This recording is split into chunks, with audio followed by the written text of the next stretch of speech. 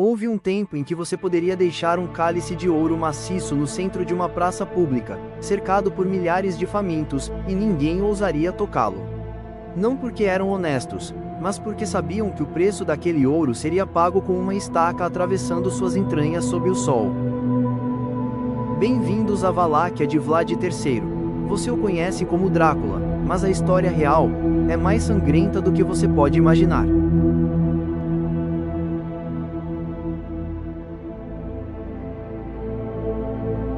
Existe um momento na vida de todo homem em que a inocência é arrancada, não pelo tempo, mas pela necessidade.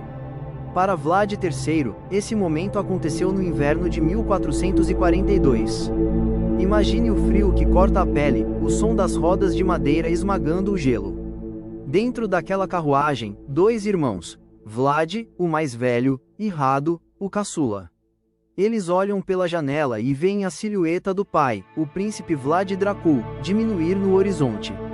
O pai não os enviou para estudar. Ele os entregou como moeda de troca. Para que ele pudesse manter seu pequeno trono na Valáquia, ele precisou penhorar a vida de seus próprios filhos ao sultão Murad II. Ali, naquelas estradas lamacentas que levavam à Turquia, Vlad aprendeu a primeira grande lição de sua vida. No jogo do poder, o sangue não garante lealdade. O sangue é apenas um recurso. Ao chegarem na fortaleza de Gallipoli, o choque cultural foi um golpe violento. Eles saíram de um reino de florestas escuras e montanhas para o coração de um império dourado, sofisticado e cruel. Os otomanos não os trataram como prisioneiros de masmorra inicialmente, mas como hóspedes forçados. Vlad foi ensinado pelos melhores tutores. Ele aprendeu lógica, poesia e os mistérios do Alcorão. Mas enquanto seus olhos liam textos sagrados, seus ouvidos captavam os sons que vinham dos pátios de treinamento. Ele ouvia o estalar do chicote. Ele ouvia o grito seco dos soldados janizaros, crianças cristãs que, como ele, foram roubadas de suas casas e transformadas em máquinas de matar. Vlad observava a disciplina absoluta do exército otomano. Ele percebeu que o sultão não governava apenas por direito divino, mas por uma engenharia meticulosa do medo. Se você quebrasse a regra, a punição não era apenas a morte. Era o apagamento da sua existência de forma tão dolorosa que ninguém ousaria repetir o seu erro. É aqui que a tragédia pessoal de Vlad se aprofunda. Ele viu seu irmão mais novo, Rado, sucumbir à beleza da corte. Rado se tornou o belo. Ele aceitou os costumes turcos, converteu-se, tornou-se o protegido do herdeiro do trono, Mehmed. Para Vlad, cada risada de Rado com os opressores era uma adaga cravada em seu peito. Ele via seu irmão se tornando um deles. Enquanto Rado era amado, Vlad era odiado por sua rebeldia. Dizem os registros que Vlad era frequentemente açoitado e jogado em celas solitárias por sua insubordinação. Imagine as horas no escuro total, onde o único som é o seu próprio batimento cardíaco. Nessas horas de isolamento, Vlad não rezava pela libertação. Ele planejava o retorno. Ele começou a ver o mundo através da lente da traição. Se o pai o traiu, se o irmão o traiu, se os aliados húngaros o traíram, em quem ele poderia confiar? A resposta que ele encontrou nas sombras da masmorra foi: ninguém. Apenas o medo é fiel. Apenas o terror não trai. Há uma referência histórica que diz que Vlad passava horas observando as execuções otomanas. Ele não sentia prazer sadista, ele sentia curiosidade técnica. Ele via como os carrascos turcos mediam a estaca. Ele via como eles untavam a madeira com gordura para que ela entrasse sem rasgar as artérias imediatamente. Ele via o tempo que um homem levava para morrer, às vezes dias. Ele percebeu que aquele pedaço de madeira era mais do que uma arma, era um símbolo. Era uma árvore de agonia que anunciava a todos: este é o preço da resistência. Ele estava absorvendo a tecnologia do terror do império que o mantinha preso. Ele estava pegando as ferramentas de seus captores para um dia usá-las contra eles. Ele não era mais um príncipe da Valáquia. Ele era um estudante da morte. E a sua formatura seria escrita com o sangue da sua própria terra.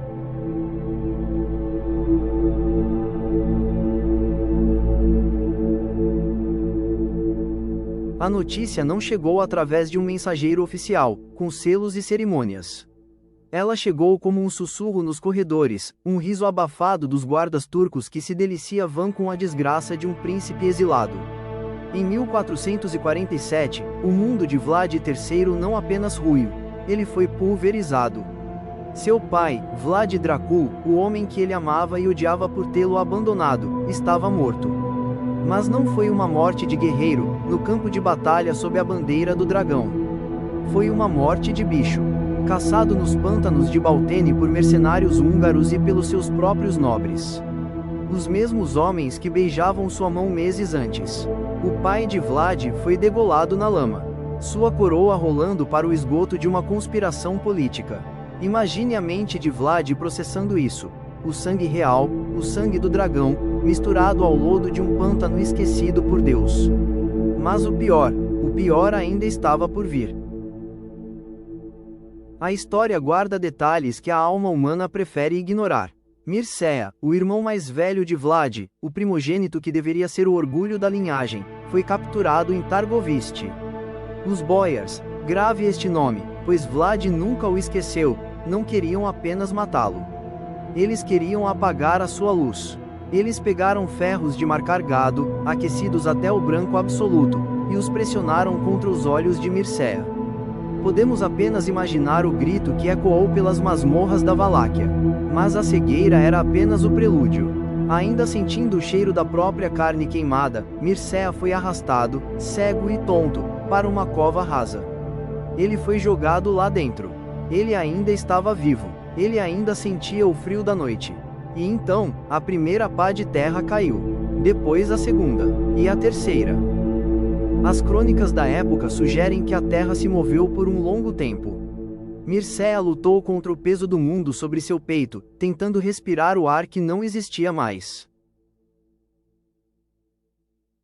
Em sua cela na Turquia, Vlad recebeu cada detalhe gráfico desse martírio. Cada detalhe. Dizem que ele não gritou. Ele não quebrou nada. Ele apenas ficou em silêncio por dias. Mas naquele silêncio, ele estava cavando uma cova para cada nobre da Valáquia. Ele estava morrendo junto com o irmão, para que algo muito mais terrível pudesse nascer no lugar. Agora, Vlad era o chefe da casa Dracul. Mas ele era um chefe sem exército, sem terra e sem família. Seu irmão Rado havia se tornado um estranho, um turco, de coração que preferia o perfume da corte ao cheiro de sangue da linhagem. Vlad estava sozinho no universo. E é nessa solidão absoluta que a sua filosofia de governo é forjada. Ele entendeu que a lealdade é uma ilusão que os homens vendem pelo melhor preço. Se o seu pai, um cavaleiro da Ordem do Dragão, foi morto na lama, e seu irmão, um príncipe, foi enterrado vivo como um verme, então a honra não existia. A única coisa real, a única coisa que atravessava o tempo e as fronteiras, era o terror. Ele começou a ver o poder não como um direito, mas como uma cirurgia bruta. Para salvar o corpo da Valáquia, ele teria que amputar os membros podres. E ele não usaria um bisturi. Ele usaria a estaca.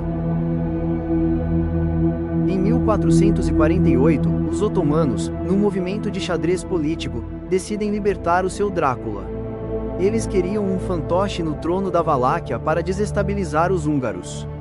Eles deram a Vlad um pequeno exército e o enviaram de volta. Mas Vlad não era o mesmo menino que cruzou o Danúbio em prantos anos antes. Ele era um espectro. Ele cruzou a fronteira de sua pátria e o cheiro da terra não lhe trouxe conforto, trouxe memória. Ele cavalgou pelos mesmos pântanos onde o pai morreu. Ele passou pelas mesmas portas onde o irmão foi cegado. Cada árvore daquela floresta parecia sussurrar por vingança. Os Boyars achavam que estavam recebendo um jovem príncipe inexperiente que poderiam manipular. Eles não sabiam que estavam abrindo os portões para o próprio castigo divino. Vlad III não estava voltando para casa. Ele estava voltando para o local de um crime. E o julgamento estava prestes a começar.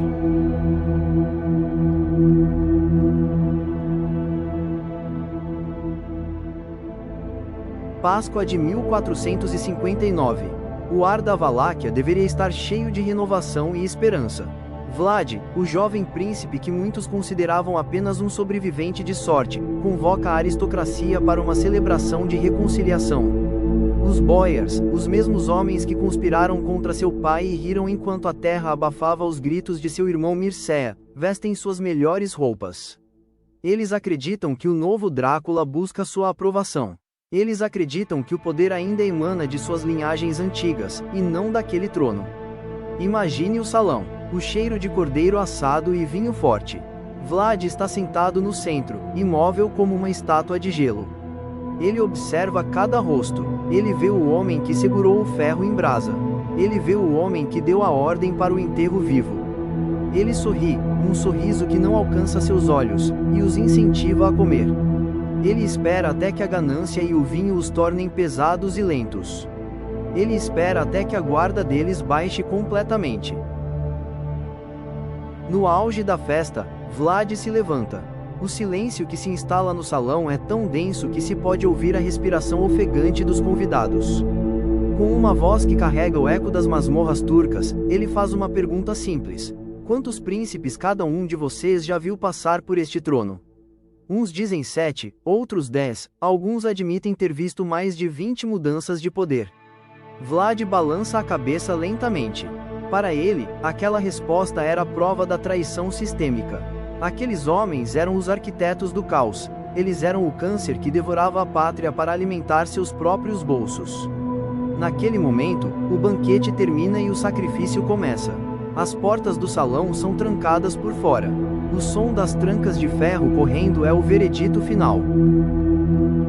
Vlad não deu a todos a misericórdia de uma execução rápida. Para os anciãos e os líderes da conspiração, ele reservou a estaca, uma floresta de agonia que cresceu nos pátios do palácio naquela mesma noite.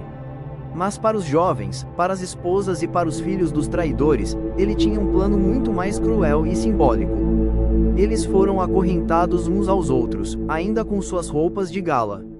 Vlad os forçou a marchar por quilômetros, subindo as encostas íngremes dos Cárpatos, em direção ao pico de uma montanha isolada onde as ruínas da fortaleza de Poenari desafiavam as nuvens. Vocês gostam de construir conspirações? Ele teria dito. Pois agora construirão o meu castelo. Referências históricas narram o horror dessa construção. Nobres que nunca haviam levantado nada mais pesado que uma taça de vinho foram forçados a carregar blocos de pedra montanha acima. Eles trabalharam até que suas roupas de seda virassem trapos. Trabalharam até que suas peles fossem arrancadas pelos calos e pelo frio. Eles morreram de exaustão, de fome e de desespero, enquanto Vlad os observava do vale. O castelo de Poenari não foi feito de pedra e argamassa. Foi feito com a vida daqueles que ousaram destruir a linhagem do dragão. Cada tijolo daquela fortaleza é um monumento à vingança de um filho que não esqueceu o cheiro da terra sobre o irmão. Ao fim daquela purga, a antiga aristocracia da Valáquia havia sido extinta. Vlad não apenas matou os traidores, ele os substituiu por homens leais a ele, camponeses e pequenos soldados que não tinham linhagem, apenas dívida de gratidão. Ele remodelou a sociedade através do trauma.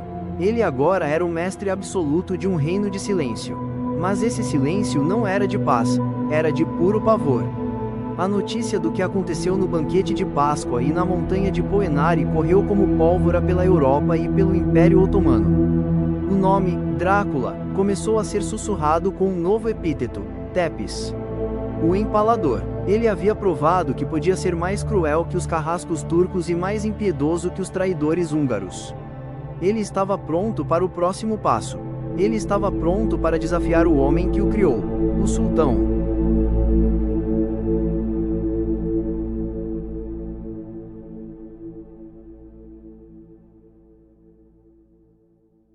Diz a lenda que a Valáquia de Vlad era o lugar mais seguro do mundo, e também o mais aterrorizante.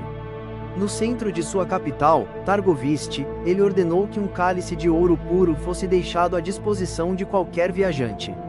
Milhares de pessoas passavam por ali todos os dias. Pobres, desesperados, ladrões de profissão. Mas, durante todo o seu reinado, o cálice nunca foi movido. Ninguém ousava sequer cobiçá-lo. Isso não era honestidade, era paralisia. Vlad havia transformado a justiça em uma ciência exata e letal. Se você mentisse, a estaca. Se você roubasse um pedaço de pão, a estaca. Se uma viúva fosse enganada, o culpado era empalado diante de sua porta. Ele não governava para ser amado, ele governava para ser o único pensamento na mente de seus súditos antes de cometerem um erro. Ele criou uma utopia de sangue, onde a ordem era mantida pelo peso do carrasco.